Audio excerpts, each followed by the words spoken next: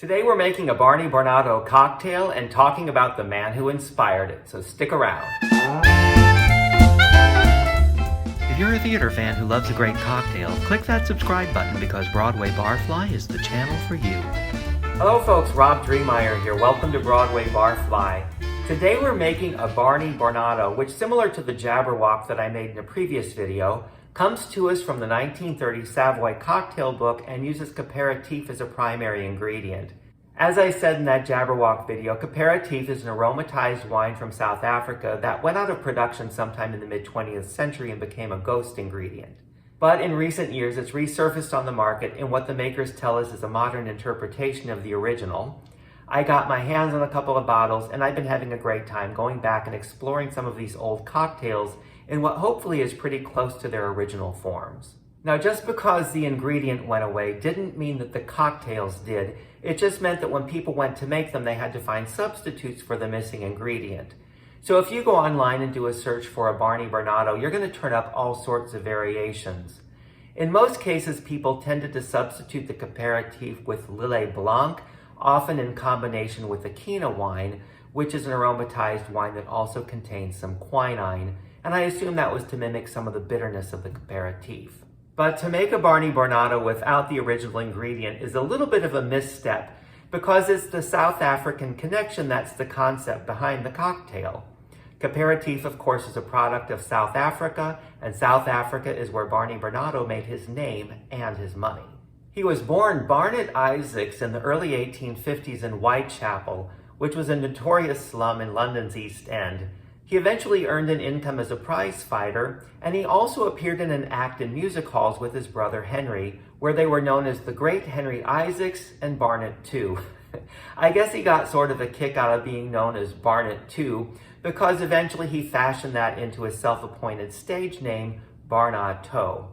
But it wasn't the music halls where he made his fame and fortune, but rather in the diamond mines of South Africa. He had saved enough money to make his way to South Africa during the diamond rush and purchase claims in the mines. It wasn't really a get-rich-quick scheme, but over the course of about 10 years, he became very wealthy by building one of South Africa's largest diamond mining companies, rivaled only by the company that eventually became De Beers.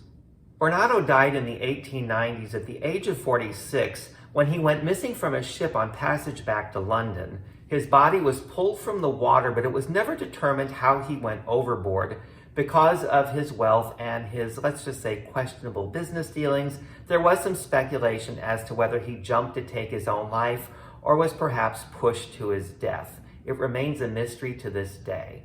But we're going to resurrect old Barney, at least in spirit, by making his namesake cocktail.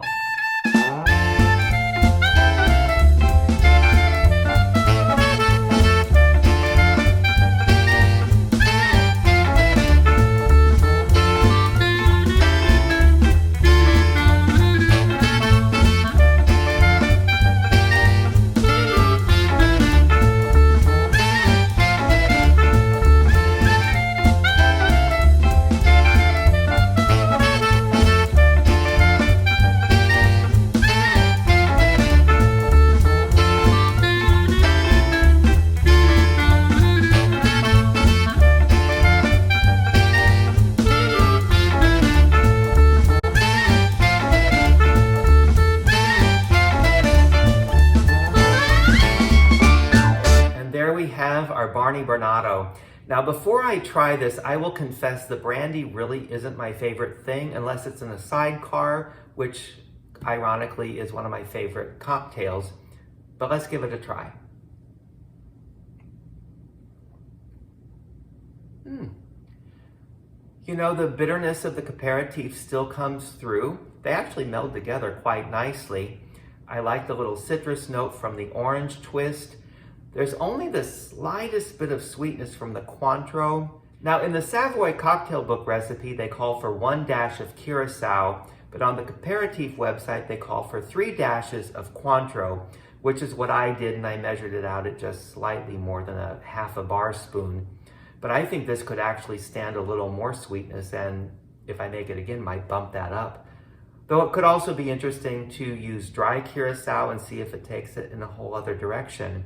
Yeah, so I'm glad to have become acquainted with Barney here, and I'm going to get to know him a little better. Until the next time, cheers. If you enjoyed the video, why not give it a thumbs up and share it with your friends? Feel free to leave your comments and click that subscribe button because there's a lot more Broadway Barfly to come.